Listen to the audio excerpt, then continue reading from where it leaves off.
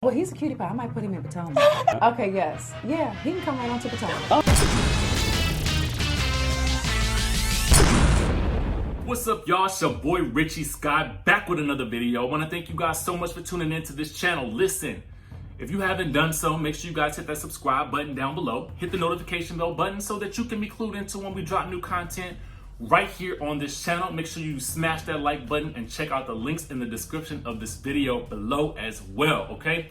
Now, with that being said, we're gonna dive into today's topics. Now, we're gonna do some follow-ups from yesterday's topics as well. So if you watched yesterday's video, you'll know exactly what we're talking about. If you didn't watch yesterday's video, make sure you go back and watch it so you guys can get all of the full details about what we're gonna be covering today, because we're gonna be talking first about YOVANNA versus KANDI. We're gonna be actually diving into the details of what KANDI actually said that made YOVANNA blow up at her on social media. So we're gonna get into that, and I want you guys to tell me who's in the right and who's in the wrong. Then we're gonna be talking about the follow-up from Porsha, it being revealed that Porsha was almost fired from the Real Housewives of Atlanta after her first season. Her camp is basically responding to that. And then we've got word on what Andy had to say about Nene Leakes allegedly quitting the Real Housewives of Atlanta via text message to Wendy Williams. So you guys got to stick around to the end of the video to find out exactly what happened with all of these things. And trust me, you will not be disappointed, okay? So first things first, Miss KANDI Burruss did an interview with Essence Magazine, okay? Basically, they asked her about this whole situation with Snakegate, because just like most of us, we all want clarity on that situation, and Essence was trying to find it as well. So this is exactly what happened, okay? So the interviewer asked KANDI, it seems like you guys voted YOVANNA off the island, okay? Now, KANDI says, because we didn't really know her that well. And they're not saying clearly, but Marlo and Nene are hinting that you are possibly the snake recording people. I don't want you around me. I don't want you hanging around me if you do that. I don't know you like that already, and I'm already weird about new people, and I found out that you're recording people. Oh no, I'm good, girl, bye, okay? So that was the first thing that she had to say in response to what the interviewer had to ask. So at this point, KANDI's just basically giving her honest opinion and her feedback on the situation, okay? So then the next thing she says is when Nene came in the room with her chest sort of hanging out, that gave us some laughter right then and there. To me, I felt like she, basically meaning Nene, should have squashed it right then and there for everybody. Yes, you guys got to see the cutaway when she was in the hallway with YOVANNA trying to tell her, I'm trying to help you, blah, blah, blah, blah. But back in the room, she was not answering any real questions. So basically what she's saying is that outside in the hallway, she was telling YOVANNA that she was trying to help her, but back in the room, just like we stated, we felt like Nene was being vague when she was in the room and not answering any of the ladies' questions that could have put this whole situation to bed, okay? So then KANDI says this, YOVANNA, I was ticked with her because if you watch the season, I asked her a couple of times already, did she have anything to do with this? And she clearly said no. Then, all of a sudden, she knows who had the audio. Well, what the heck you mean? I done already asked you and you said you didn't know anything about it. I'm like, okay, it kind of made me look at her different. So then KANDI goes on to say this, and even though YOVANNA had an over-the-top moment last season when she had gotten a little tipsy or whatever, basically talking about that dinner party where she first showed up, talking about she was from CAU, she was that itch YOVANNA, okay? She said, I actually like YOVANNA. I thought she was kind of funny. She would kind of reach out to us off camera and stuff like that. So I thought she was genuinely trying to make relationships.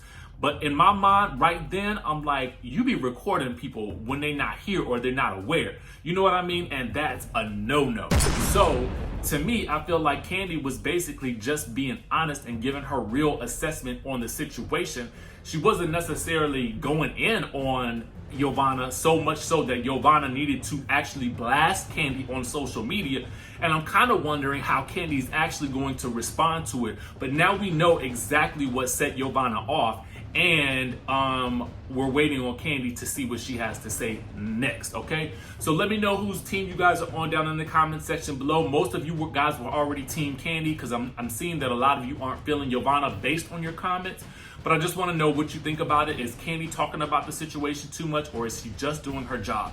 Now, let's move on to this whole situation with Nene and Andy, okay? So I'm hearing that Nene is due back into New York for Watch What Happens Live at some point in the next couple of weeks, which would make sense. The ladies typically do Watch What Happens Live about once or twice, depending on their availability, from my understanding. And so we should be able to see, hopefully, her and Andy have a sit down with regards to her allegedly quitting the Real Housewives of Atlanta. So there's a whole article out there, and there's basically a whole segment about what he had to say about getting rid of some of the older cast members and it having nothing to do with age and more to do with storylines. Okay, so that was one of the first things that he had to say, because he was talking about the whole Vicky and Tamara situation, and the interviewer was asking if it had to do with age, and he was basically saying no, because we still have people who are in their 50s and 60s who are still on the show, because though there are women who are in their 50s and 60s, maybe women and men at this point,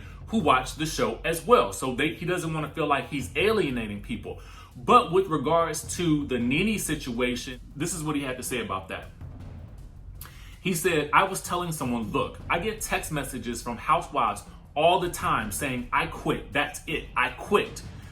This is what he said in an interview with ET Online, okay?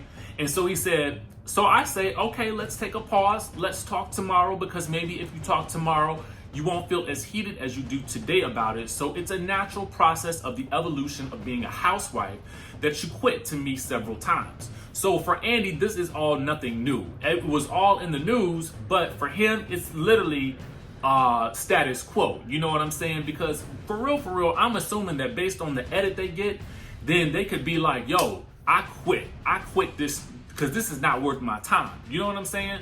I feel like they probably all go through those types of emotions when something really hard hits them throughout the season. So for me, I feel like the way he's handling these situations with, you know, the firings in the OC and then this whole rumor with Nene Leakes, I think he's taking it in stride, and I really like the way he is managing it. But you guys let me know what you think down in the comment section below, because I know that a lot of you feel that he's very messy. And while sometimes I think his questions can definitely be messy, and they do make for some great entertainment, okay? But let me know what you guys think. You know, is it time for Nene to actually take a break from the show? Do you feel like she definitely should quit?